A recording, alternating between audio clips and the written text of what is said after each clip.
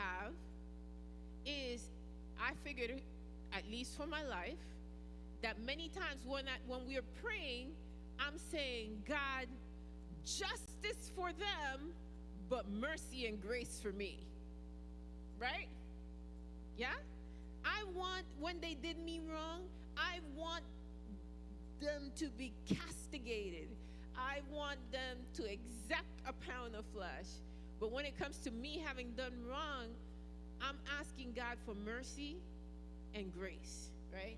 Okay, so let's talk about, so it's a gift. It says it's a gift of God. That's what grace is. All right, so let's move on now.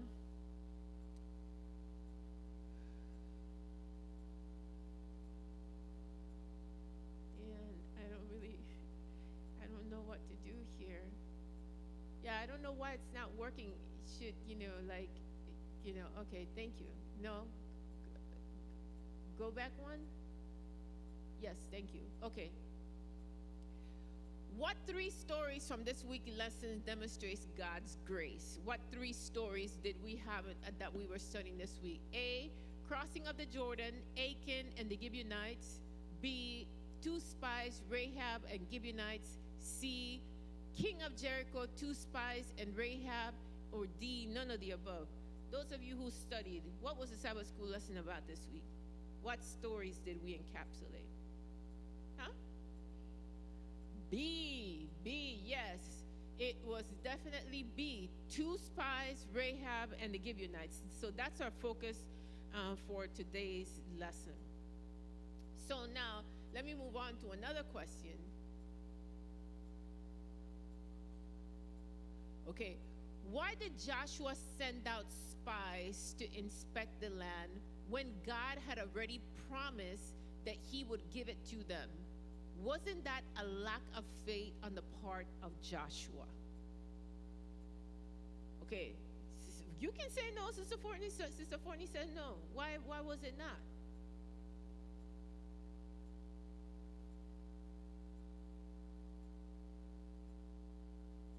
Okay, Sister Fortney, but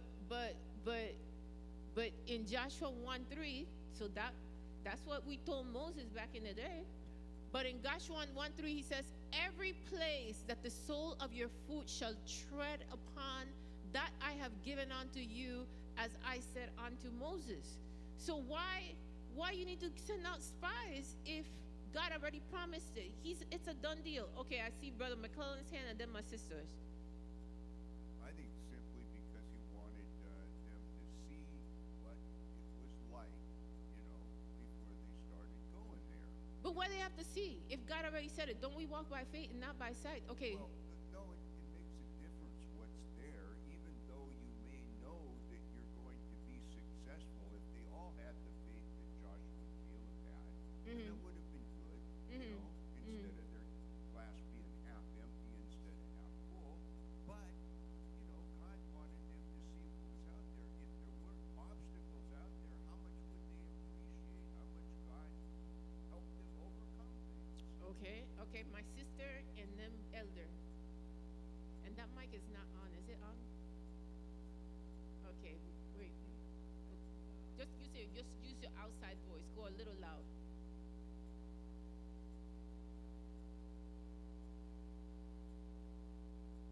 Uh-huh.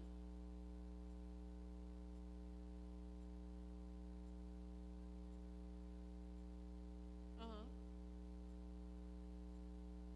Okay. Okay, Elder Trouble, Elder Elisa.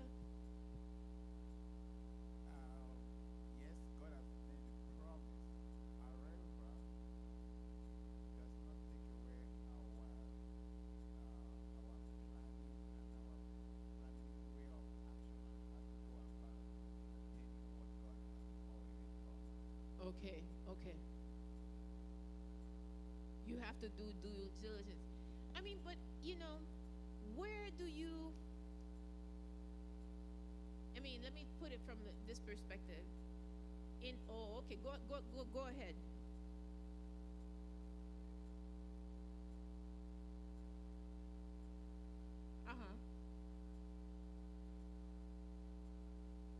Okay, well, let me translate. Okay, so Brother Tony is saying there'd already been 40 years passed from the last time he sent spies, and so they didn't really know what was on the other side. Continue, Brother Tony.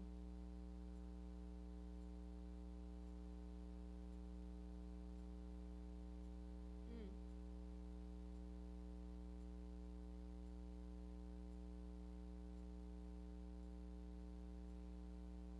Mhm.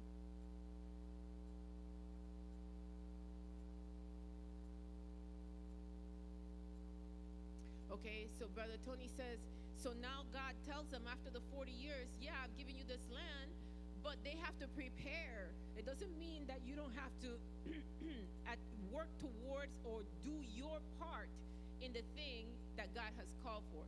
Now, there was an interesting quote in the Sabbath school lesson that said, I really appreciated this. It said, one would think that God's promise of giving the land to the Israelites did not require any effort from them.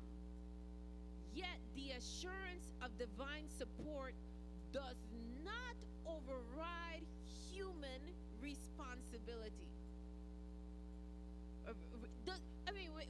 I see your hand, Sister Lisa and Pastor.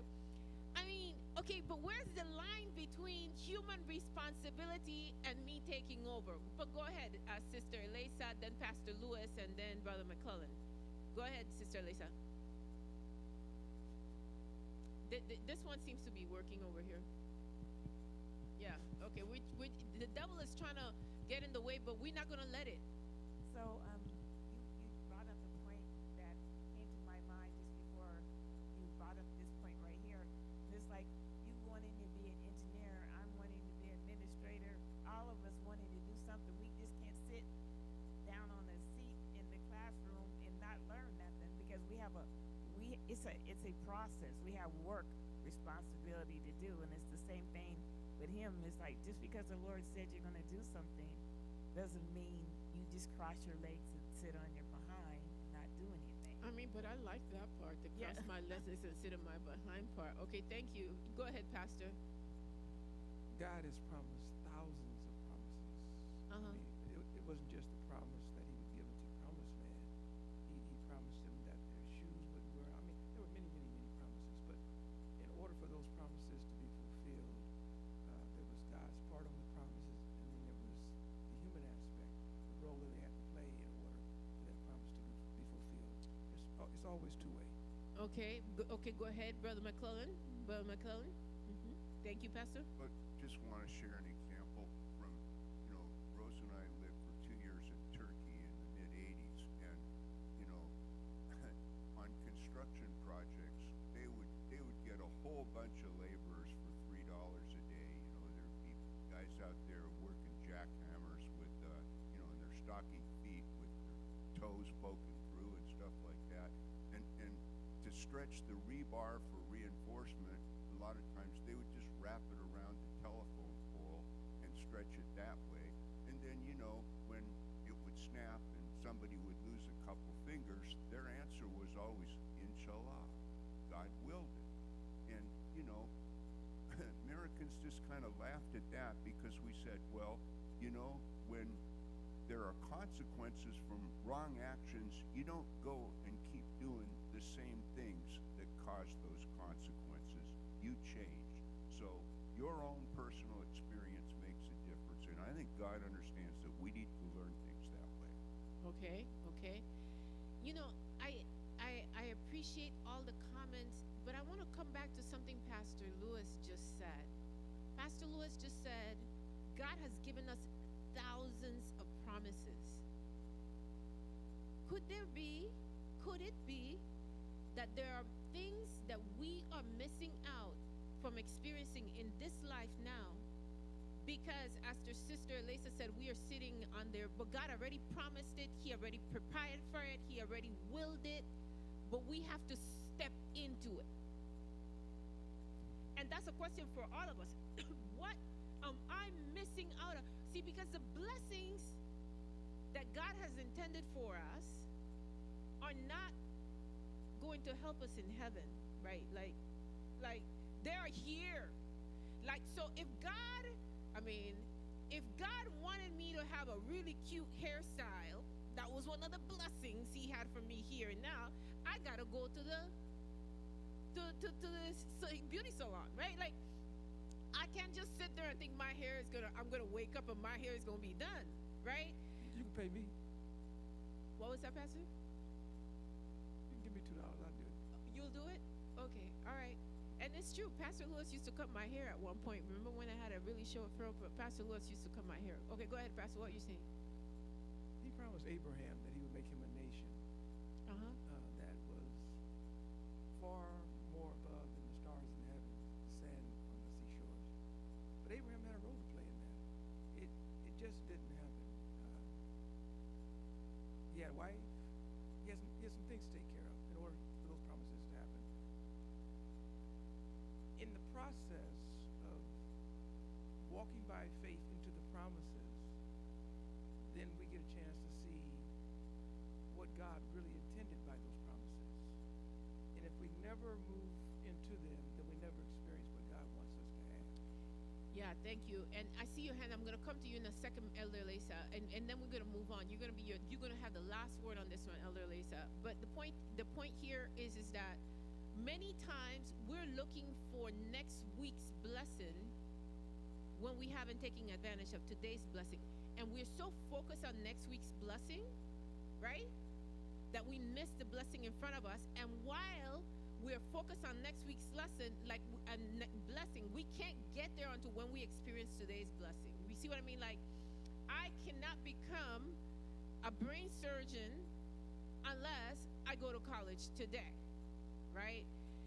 There was a young man who used to come to this church, brilliant young man, won't call him by name, but he did not want to go to college, right? He was like 28 years old, had not gone to college, and he'd say to me, Hilma, I don't want to go to college, I want to go to graduate school. And I was like, okay. And this guy is self-taught, right? Like, so I remember I said to him, yeah, but in order to go to graduate school, you got to go to college, right? So I was like, you got to do what you have to do today in order for you to be able to get to do what you want to do tomorrow, right? And once he got that, I am so proud of this young man. Once he got that, he went to college. And I said to him, I said, you know you can clep out of classes. He's like, what's clepping out of class mean? It means that you can show proficiency-wise by taking an exam that you already know all the contents of what's going to be taught in that class. He said, oh, okay. He took that to heart. He clept out of just about everything in undergraduate, and he got his bachelor's degree in 12 months. 12 months. And guess what? Then he went to graduate school, and he got his master's degree, and is doing exactly the kind of thing that he intended, but he was stuck here on this side because he didn't want to do this one piece because he was so focused over there, and so he was missing out, right? Okay, Elder, and then we're going to move on from this point. Just quickly, the whole thing is plan of salvation. There was a paradigm shift from the time Adam and Eve sinned. Among the things that came up, what did God say? From the sweat of their brow shall that eat. In the beginning, it wasn't so. So there is that paradigm shift in returning to eternal life where we have to be an integral part for regaining salvation. Then it goes now to the practical application, which is the faith without works dead. Okay, all right. So thank you for that, Elder. I think there is a second reason why God allowed this whole sending out of spies. God is a God of second chances and more. The Bible calls the second chance and more grace. God graciously offers everyone the possibility of a fresh start. Now, they had failed miserably the first time they sent out spies. only 2 of the 12 came back with a good report. And here they come to the self same point again. And I remember I used to say, God is almost like when I was in college, my freshman year, we had a new professor for calculus. He'd just gotten his PhD, and he was horrible at teaching, I think, at first. And it gotten to the point where he would teach the class, we would do the homeworks, we would go to the exam, and we would all fail, right? And then he would do a retest. He would be upset. How could you fail? We talked about all this stuff. It's like, well, clearly if the whole class is failing, I mean, there's an issue here, right? And so then, after the exam, then there was a retest, right? And then we would do a little better.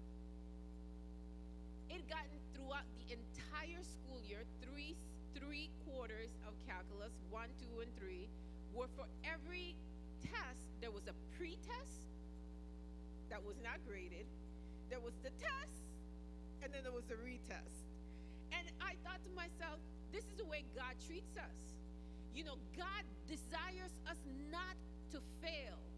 And the thing I failed at last week somehow is going to show up again this week, and then next week, and the next year. And some of us, we feel like we're working on the same thing we were working on in 1967, right? That's because God is a God of grace, multiple chances in order for us to surmount the thing that's holding us back. Okay, go ahead, Pastor, and then we're off the slide. No, I was just going to say, in terms of the spies, they really proved God's point. God really wanted to see, they really wanted to take the land. And it became obvious that they really didn't have faith to do it, because 10 of them came back with a bad report, and only 2 came with a good report. And we really can do what God says. What God's promised is really there. And only 2 really believe. It was a test to see if they really believe what he promised. Absolutely, absolutely. Okay, so next question. How did Joshua incorporate lessons from the last time Israel had sent out spies when he was one of the spies? So this time, and again, my sister just mentioned one thing he did different this time. Right. Okay. Yeah, right. Okay, yeah. Okay, so there are a whole bunch of similarities and differences. So like, for instance, the first time they send out 12 spies, 1 from each tribe. The second time they only send out 2. Right? You can see he's adjusting. The question I have is, last time we failed at the thing, are we adjusting, or we just go about it the same way, right? First time, Moses was very clear. He told them, and he gave them minute instruction. Go look at the land, look at the people, look at the cities. Are they fortified? Look at the food, that they have. They were told to search out the land. This time, they were not given any instructions. We'll just go, right? The first time, they were gone for 40 days spying the land. This time, they spent more time hiding than spying. The first time, the report was given to Moses in front of the entire congregation. This time, Joshua said, no, you just come talk to me. You just come tell me what you saw out there. And then the other one reported about the land and the people there. And this time, all they reported on was on what Rahab said. It's like, look, them people are afraid of us because, look at what Rahab said. So interesting, you see the adjustment.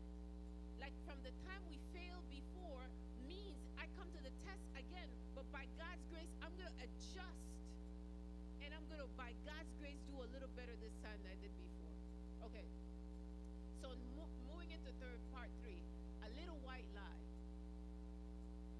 Okay, so I know that there's some problems here, but it was very early in the morning, or very late at night, so just ignore the little spelling issues here, extra A here. What was so bad about Rahab lying?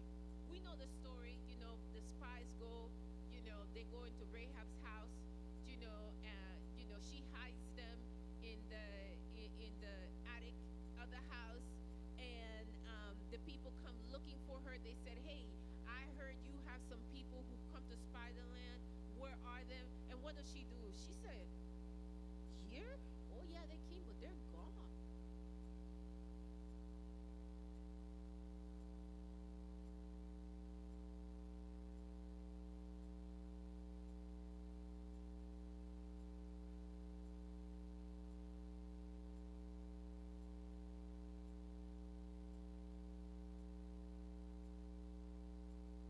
So which one is it? I mean, is lying a bad thing? I mean, where is there a commandment that says thou shalt not lie? Huh? Okay, all right, okay. All right, okay, go ahead, my sister. Lied about the spies because she were also putting herself in danger and also her family by lying about the spies. But God sees something in Rahab, and so God doesn't endorse Rahab lie, but He sees something in Rahab. He saw Rahab faith in Him. Okay, so he saw her faith, good. But what was so bad about the fact that she lied? I mean, the brother organist, he said it. The 8th commandment says what? Thou shalt not bear false witness against thy neighbor. Now, this commandment is one that we take lightly. I mean, 8, 9, and 10, those are the ones we kind of sort of really disregard, especially, if we Seventh-day Adventists, we got the 4th one, okay, good. But 8, 9, and 10 are crucial.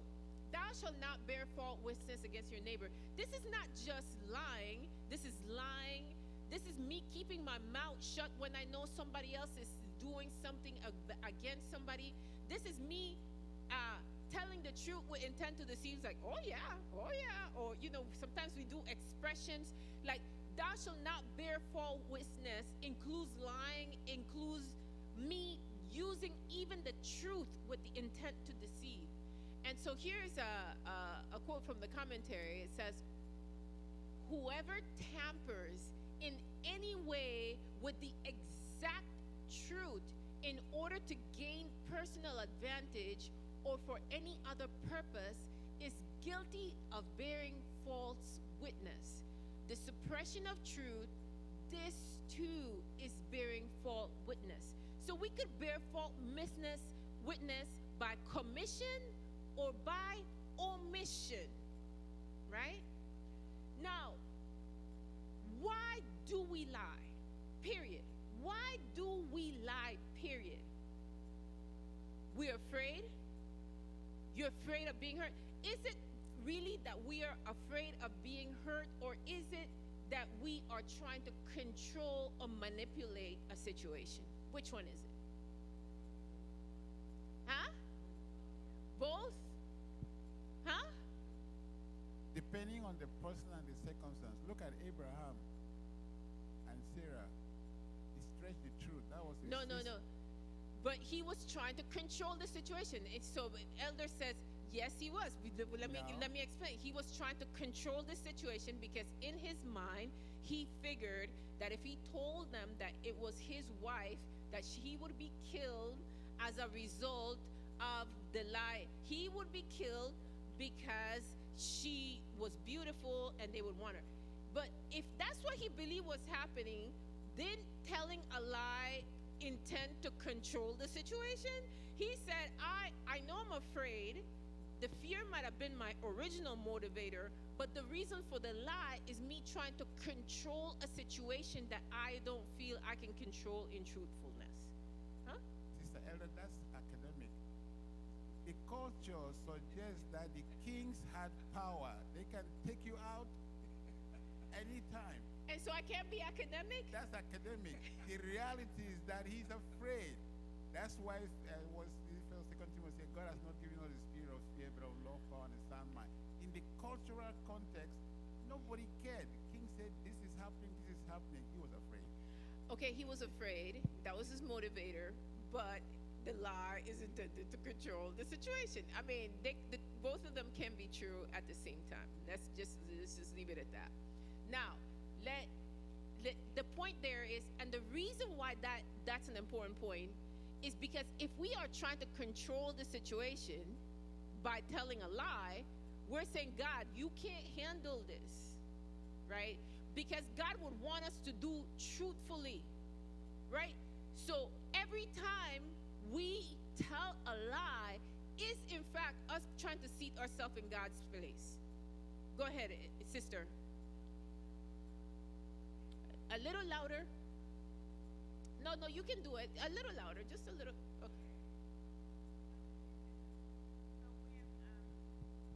Okay, this one's working. I did louder, right? Okay. When Pharaoh said, "Kill all the male children in Egypt," the first all the male children, and the handmaid said, he said, "What is going on?" She said, "Well, the Hebrew women deliver babies so fast that they're already there before we can get them."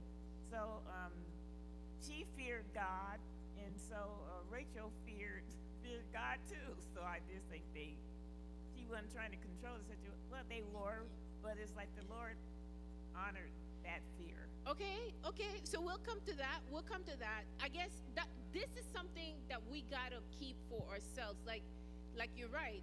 Many elders says, yeah, this was academic. The academic is intended to help us understand where we actually stand in the situation. So next time I'm at a point of saying a little white lie, let us keep in mind that that's me trying to control instead of me trusting. All right, now let's keep on with Rahab. Rahab's lie protected the spies. How do we reconcile her deception with her commendation in Hebrews and James? So James 11:31, who wants to read for us? And James 2:25, who wants to read? Okay, go ahead, sister. Okay, you can read the first one, and then Sister Forney read the second one. Go ahead, Sister Elisa. The microphone, please. Okay, thank you so much. Okay. Okay. Then I see your hand, Pastor. Go ahead. By faith, the harlot Rahab perished not with them that believed not, when she had received the spies with peace. Okay, and Sister Fortney, you're going to read for us James 2:25. As soon as we can get. Okay, there we go. Okay. Likewise, also was not Rahab the harlot justified by works, when she had received the messengers and had sent them out another way. So, okay, so what are these two verses doing? Are they commending her lie? Like, are they, like, her congratulating her for her lie? I mean, here it says, Well, by what? by faith. And here was what? Justified by what? Works. Okay, go ahead, Pastor. There are many moving wheels between those two texts, but when Rahab lied, it was wrong, and God considered it wrong. Yeah. But then, step it up. He also extended mercy as a result of it because of her faith in what she believed. That's where the justification comes in, not by way that she lied. She lied, that was wrong. But because she had enough faith to believe what the spies had told her about what God was going to do, and she had already heard about it because she says in the story, she knows about what God had done to the Egyptians. She knows about Israel's God. She's walking by faith, but she lied. But she's justified by her work because she walked by faith. Okay, excellent. Okay, Pastor, since you got the mic over there, why don't you read this for us? This is a quote from the Sabbath School lesson from Monday. In the middle of the decadent, corrupt culture and Rahab's own sinful lifestyle, God in his grace saw a spark of faith through which he could save her. God used what was good in Rahab, which was manifested faith in him and in her choice to belong to his people, but never commend everything she did. God valued Rahab for her exceptional courage, for her brave faith, for being an agent of salvation, and for choosing Israel's God. That's what she was commended for, right? And again, remember the whole thing we were talking about: justice, then mercy, and then grace. Justice for her would be condemnation because of two reasons. One, she lied, and two, because she was a Canaanite woman. Like, all Canaanites were supposed to die because Jericho, the city she lived in, was such a corrupt city that God said, destroy everybody, because they have given themselves over unto idolatry. And she herself was even a prostitute, right? Like, Jericho was the worst of the worst where it came to cultures and values and people, right? But God said she must have been watching all of the crazy, because all of the other kings, they knew what God had done. They had 40 years to prepare for this moment. Think about it from this perspective. 40 years prior, they heard and they knew about the fact that God had opened up the Red Sea and they had walked on dry land. 40 years, all of the Canaanites knew that that was not their land. God had already promised it to Abraham and given it to Abraham years, centuries earlier. It wasn't their land. They were squatters, right? So if you think about it from that perspective. So now, since God extended grace on Rahab when she lied, are we guaranteed the same grace as she was offered? What are your thoughts on this? I mean, Not guaranteed. okay, why not? Why not? I mean, Pastor, you got two sons. Could you, when they were little, give one thing and the other one, wouldn't the other one say, but where's mine? You, like, so why can't we do the same with God? God, you said you love us. How you gonna bless Rahab when she lies, and then when I lie, why can't I be blessed the same way Rahab was? Circumstances. Okay, circumstances. Oh, look, that's the time. Okay, I won't be dragging things out. In fact, we won't even get to the other part here, seems, from time. Okay, Acts 17:30 says, and the times of this ignorance God winked at, but now commanded all men everywhere to what? To repent. Now, this is the thing about grace. We don't get to legislate it. It belongs to God. Because God offered grace to Brother Tony in one issue doesn't mean he's going to offer me grace in that self-same issue. She didn't know better. God winked at her ignorance. But I know better. He's calling me to live better. I can't just lower the bar and say, because you did it for that one, you're going to do it for me. Absolutely not. Okay. So, looks can be deceiving. I won't read through this slide because this one is really mostly about the story. We know how the Gibeonites, they lied and they deceived the people in order to be saved, right? And to make a league with them. All right, so and actually I'll go quickly through this one too. They're very similar scenarios. How did they believe? In fact, the Gibeonites and Rahab, both of them made the same proclamation of acknowledgement that God was the God of heaven, that God was the one and only God, right? Both of them had the same goal, right? Both to spare their lives, and in order to spare their lives, both of them lied.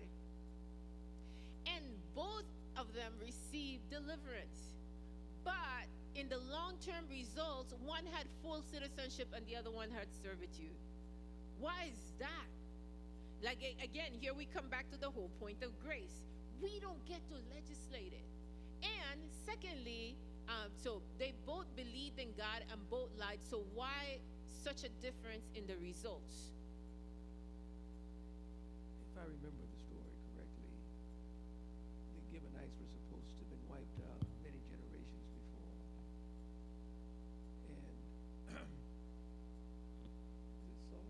Maybe it was Saul who didn't completely take them all out. And so the promise for them to be wiped out was just as true when God spoke it as it was in the presence when they lied.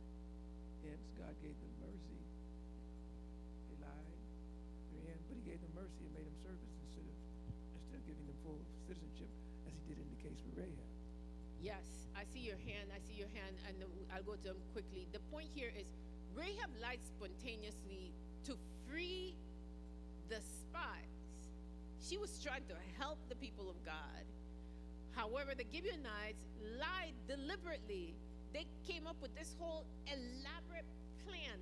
It was like, a complete deception. They used cunning. And the word here, cunning, is the same word used. I see your hand, Sister Elder, Sister Pastor. It's the same word used to describe the serpent in the Garden of Eden. The serpent was more cunning than all the animals. So use deception to that level. That's what the Gibeonites did versus Rahab just saying, they're not here. She didn't have a plan because she didn't know what she would be asked when she got to the door, right? But they actually came up with a whole elaborate plan. Sister Elder, Pastor.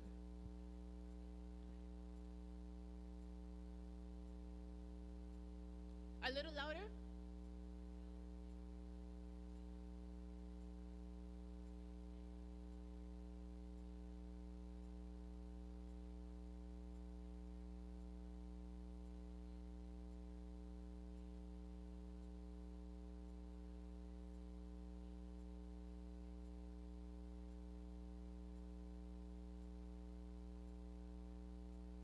But they were also new believers, Sister Elder. They weren't part of they weren't Israelites. They were also Canaanites, right? Okay. Okay.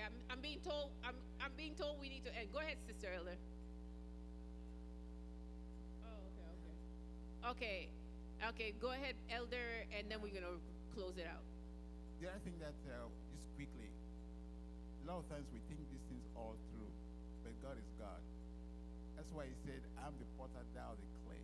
God understands the circumstances that we will never understand. It doesn't even make sense that Elijah, after he performed that miracle, ran away from Rahab.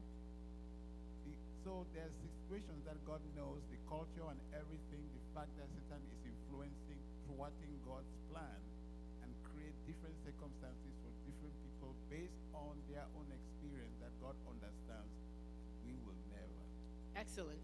So, just to wrap up, the conclusion. So, what I now know for sure are three things from this lesson. Number one, that God's grace is abundant, but I don't get to legislate it. Just this is exactly what Elder was just saying. Number two,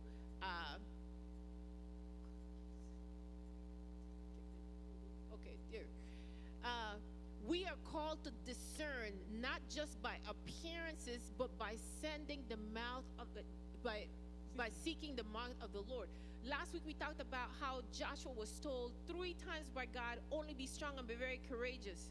And when he comes to the Gibeonites, he was told to be courageous about following everything that God had told them to do.